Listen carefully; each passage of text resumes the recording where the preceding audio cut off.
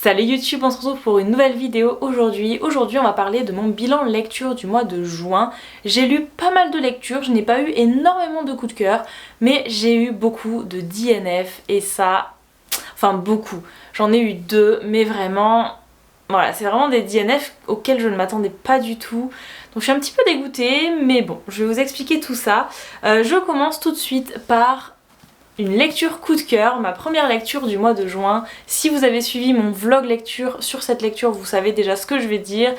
Si vous avez vu mon update lecture également. Mais voilà, en tout cas j'ai lu Amour saveur framboise de la maison d'édition Roncière. Je l'avais reçu en service presse et je l'ai adoré, vraiment. Je l'ai trop aimé. Déjà le bouquin est vraiment magnifique. Et c'est vraiment une lecture un petit peu, vous savez, le genre de lecture un peu doudou, un peu cosy. Voilà, qui vous met du baume au cœur, qui vous, je sais pas, qui vous remplit de joie. Alors oui, le livre est très gros pour une romance contemporaine. J'ai vu des commentaires qui disaient que voilà, il y avait quand même des longueurs, tout ça. Moi, je me suis pas ennuyée, j'ai pas forcément trouvé de longueur, notamment parce qu'il y a une petite fille dans ce livre qui est trop drôle, donc franchement les dialogues sont vraiment très drôles. Voilà, je l'ai beaucoup apprécié. J'ai mis d'ailleurs, je fais des petits book reviews comme ça en post-it que je mets dans mes lectures et du coup j'ai mis 5 étoiles, j'avais noté pour les personnages 5 étoiles, pour l'histoire en elle-même 5 étoiles, le monde, l'environnement 5 étoiles et le spicy 2 étoiles, donc c'est spicy mais pas tellement, donc ça va, vous pouvez le lire pour ceux qui n'aiment pas trop ça. Mais voilà, j'ai vraiment adoré le small town, le fait de se retrouver dans une petite ville américaine, voilà, un petit peu avec des cow-boys, avec des ranchs et je sais pas, j'ai trop aimé l'ambiance. Donc voilà, vraiment je vous recommande si vous voulez une petite lecture romance contemporaine, vraiment très cosy, très doudou, très cute, très agréable et voilà, c'est vraiment parfait pour l'été je pense. Deuxième lecture que j'ai fait au mois de juin, c'est l'été où je suis devenue jolie. Donc là vous avez la version originale, hein, la version américaine, donc The Summer I Turned Pretty, et vous avez, je pense que pour la plupart d'entre vous, vous l'avez peut-être vu, la série qui est sur, je crois que c'est Amazon Prime.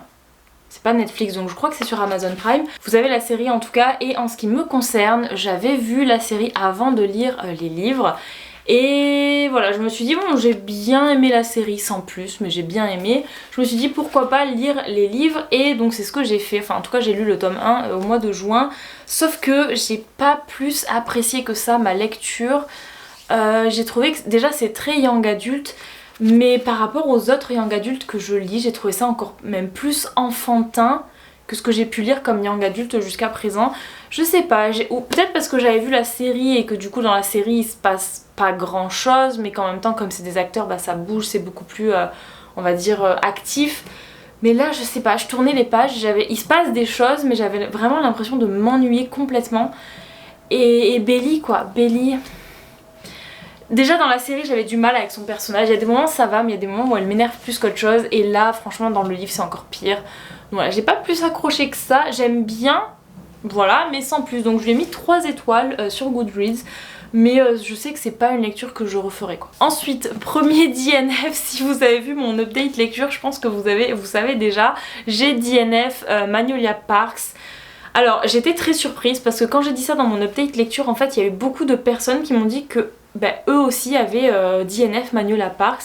Pourtant sur les réseaux j'ai vu tellement que du positif sur cette saga, que ce soit aux États-Unis ou en France, que je me suis dit c'est pas possible, genre il y a que moi qui le DNF, c'est impossible. Genre il y a un truc qui va pas, il y a un truc que j'ai pas compris, je sais pas.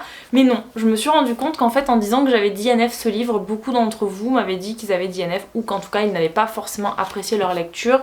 Donc je pense que, comme je vous avais dit dans ma vidéo précédente, je pense que je reprendrai cette lecture quand j'aurai la foi et l'envie. Parce que voilà, vous savez, j'aime pas DNF un livre. C'est un livre qui, je pense, potentiellement mérite quand même d'être lu jusqu'au bout. Je pense qu'il est bien, qu'il est intéressant, mais comme je vous ai dit déjà dans mon update lecture, j'étais pas dans le mood.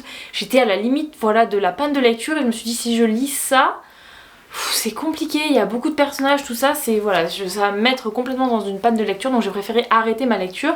C'est pas vraiment du DNF parce que j'ai pas aimé, c'est du DNF parce que j'ai pas trop compris en fait, je comprends pas la hype, je trouve pas que ce soit exceptionnel, je trouve pas que ce soit exceptionnellement bien écrit non plus.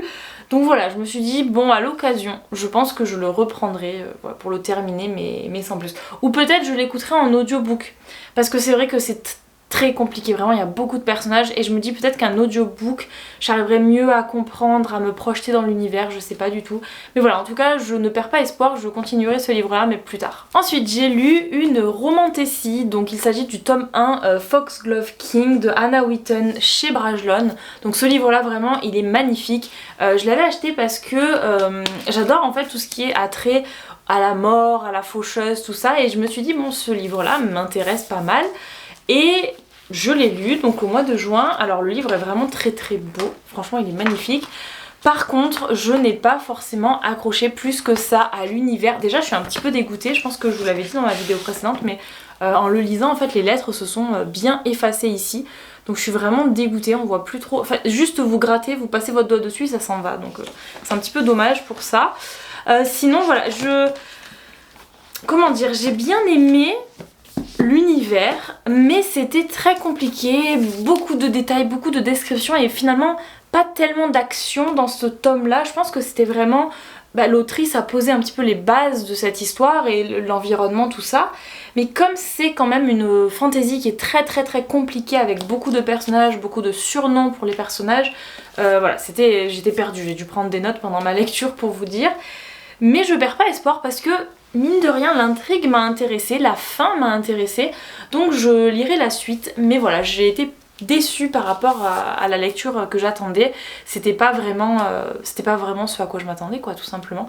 Voilà, j'étais un petit peu déçue mais ça restait intéressant. Donc voilà, attention, il y a beaucoup de longueur, donc pour les gens qui n'aiment pas trop, qui aiment beaucoup quand l'action commence tout de suite dans la fantasy, franchement passez votre chemin parce que là il n'y a pas vraiment d'action ni au début ni à la fin.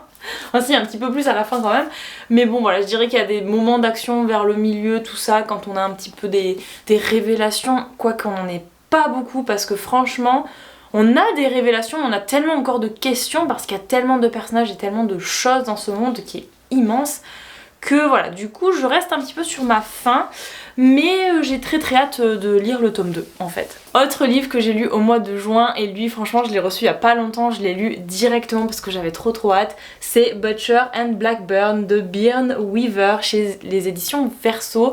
Et ce livre là vraiment, déjà il est trop beau, j'aime trop noir et rose comme ça, noir et fuchsia du coup. Je l'ai un petit peu annoté, il y a franchement des passages qui sont pas mal et j'avais un petit peu peur, je vous avais dit dans ma vidéo unboxing quand je l'avais reçu, je vous avais dit que j'avais très peur parce que voilà, serial killer, romance serial killer. Je me suis dit oulala, en plus on voit des tronçonneuses, des haches et tout ça sur la couverture. Je me suis dit bon, ça risque d'être un petit peu dégueu certaines scènes, donc voilà, et oui, c'est complètement dégueu surtout pour le début. Mais j'ai passé, clairement il y a des passages que j'ai complètement passés, j'ai pas lu certaines lignes parce que quand c'est trop de descriptions sur un truc trop gore, je préfère pas lire. Mais en dehors de ça, la romance est très drôle, l'intrigue est pas mal j'ai trouvé. C'était très original en fait de voir deux serial killers qui tombent amoureux, surtout que ces deux serial killers à la base sont, on va dire, les deux les plus populaires, les plus connus dans leur travail. Et ils sont un petit peu en concurrence et donc ils vont se lancer un défi tous les ans d'aller tuer telle ou telle personne. Et de là part un petit peu ce jeu du chat et de la souris.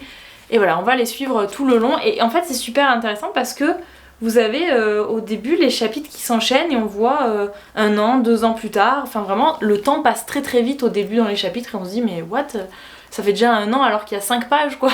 Mais voilà, c'est super intéressant, c'est super différent de ce qu'on peut lire d'habitude.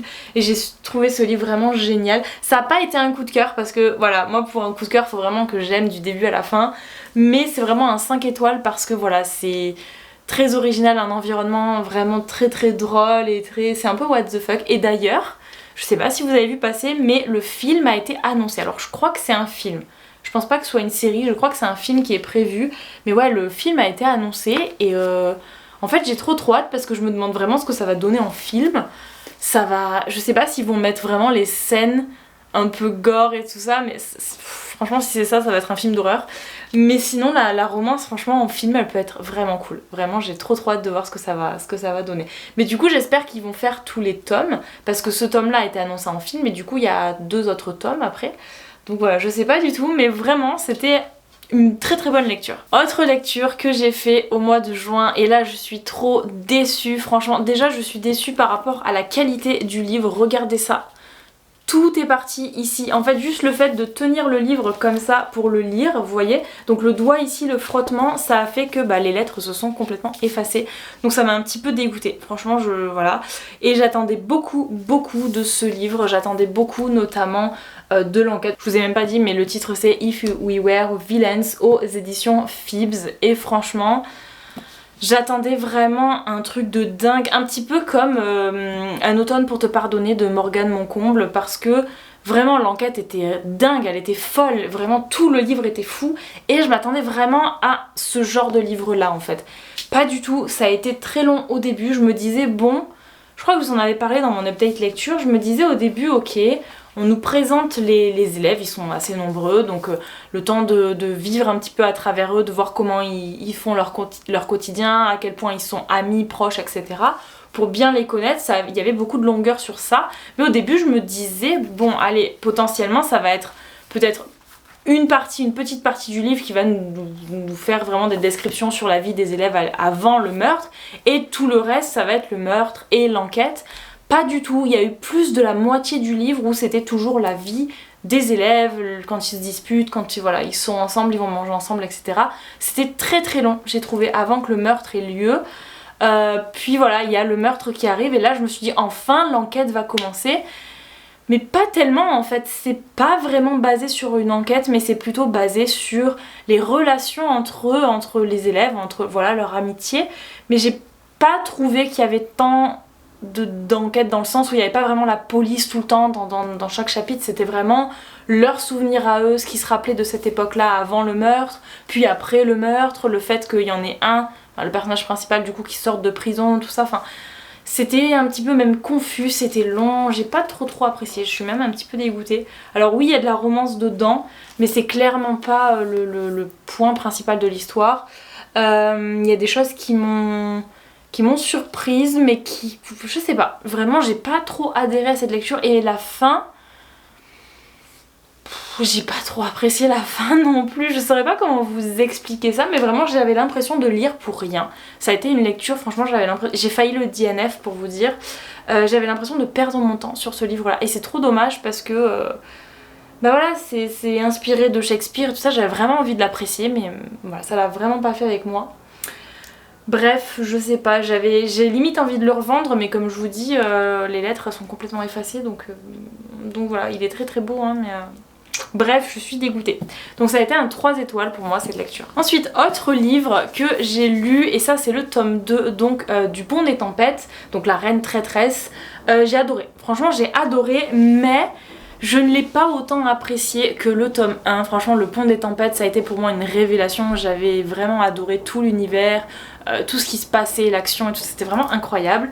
Là, je me suis un petit peu plus ennuyée, donc ça n'a pas été un coup de cœur ni un 5 étoiles, je lui ai mis 4 étoiles parce que vraiment, toute la partie dans le désert, et c'est forcément la partie principale puisque on voit nos protagonistes ici dans le livre qui sont dans le désert, c'est vraiment une très grosse partie du livre.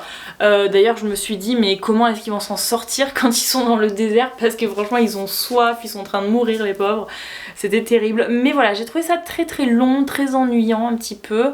Je sais pas, j'adore toujours la plume de l'autrice, j'adore toujours cette histoire, j'adore nos personnages, vraiment je suis trop à fond, mais je saurais pas vous dire qu'est-ce qui s'est passé avec ce tome là. J'ai trouvé beaucoup plus ennuyant que le premier et avec beaucoup moins d'action, bon à part sur la deuxième moitié bien évidemment, mais toute la première moitié du livre franchement, pour vous dire, jusqu'à à peu près, allez on va dire jusqu'au chapitre 26, ouais 26-28 à peu près, ouais la moitié du livre, ça a été très long quoi, donc je suis un petit peu déçue, je vous avouerai, je suis un petit peu déçue de cette duologie. Je pense m'attaquer au tome 3 qui va être bien évidemment sur un autre couple pour voir un petit peu si vraiment ça change complètement ou si vraiment sinon ça reste dans la continuité de l'histoire. Voilà, je suis très curieuse de voir comment l'autrice a mené sa petite histoire, mais en tout cas pour ce tome là je suis quand même un petit peu déçue parce que le tome 1 c'était vraiment mon chouchou quoi, mon favori, donc je me suis dit peut-être que cette duologie sera vraiment une de mes sagas favorites. Pas du tout, juste le tome 1 mais pas la saga en entier, voilà. Ensuite, autre livre que j'ai lu, et là on va passer à la partie e-book. Donc dans le premier e-book que j'ai lu, et je vous en avais parlé également dans mon bilan lecture, j'étais en train de lire Dans ton regard, qui était un service presse que j'avais eu de la maison Ziploc parce que je suis partenaire de la maison Ziploc. Et là, je l'ai DNF, voilà. Donc bon, c'était un service presse, donc forcément j'ai dû contacter la maison d'édition et leur dire que bah, c'était pas possible, en fait je pouvais pas chroniquer ce livre là parce que ça le faisait pas tout simplement avec moi. J'arrivais pas tout simplement parce que les scènes de smut dans ce livre, alors comme vous le savez, je lis des romances, il y a beaucoup de scènes de smut dedans et ça me dérange pas plus que ça, mais il y a des limites en fait je trouve, et là c'est pas qu'il y en avait beaucoup, c'est que le langage était un petit peu, en tout cas pour le protagoniste masculin, j'ai pas du tout aimé la façon dont il parlait, la façon dont il était en fait dans les scènes de smut, c'était vraiment pas ma came et voilà, j'ai pas pu continuer, ça m'a saoulée, ça m'a énervé limite. Donc voilà, j'ai arrêté ma lecture vers la moitié je crois. En plus comme je vous avais dit, c'est très original dans le sens où au début nos deux personnages sont tout seuls dans un chalet sous la neige parce que voilà, il y a un accident de voiture, tout ça, et bref, ils sont enfermés là-bas jusqu'à ce que quelqu'un les sorte. Donc c'était un petit peu à la fois très original, à la fois un petit peu bizarre de lire un livre, de lire la moitié d'un livre où il n'y a que deux personnages. Au bout d'un moment on s'ennuie un petit peu je vous dirais. Mais après voilà, la seconde moitié du livre il y avait d'autres personnages qui rentraient en compte et qui les avaient un petit peu délivrés du chalet. Mais voilà, dès la deuxième moitié j'ai arrêté ma lecture parce que ça n'allait pas quoi. Les scènes de smut c'était pas du tout pour moi. La façon dont les deux protagonistes ont commencé à se rapprocher non plus, c'était pas du tout mon style, enfin c'est pas du tout le style que j'aime lire. Donc j'ai préféré voilà, dire à la maison d'édition que je continuais pas en fait ce service presse et que je ne pouvais pas le chroniquer parce que ça ne m'intéressait pas du tout. Voilà, donc je sais qu'il y a beaucoup de personnes qui voient même sur Instagram, parce que je ne publie en général que les chroniques sur les 3 étoiles, 4 étoiles, 5 étoiles, les coups de cœur bien sûr, et en dessous je ne note pas, en général en dessous de 3 étoiles. Si vraiment je n'apprécie pas, j'arrête ma lecture, je DNF, donc je le poste en story ou je vous le dis comme ça sur YouTube. Mais c'est vrai que je ne chronique pas un livre que je n'ai pas aimé forcément.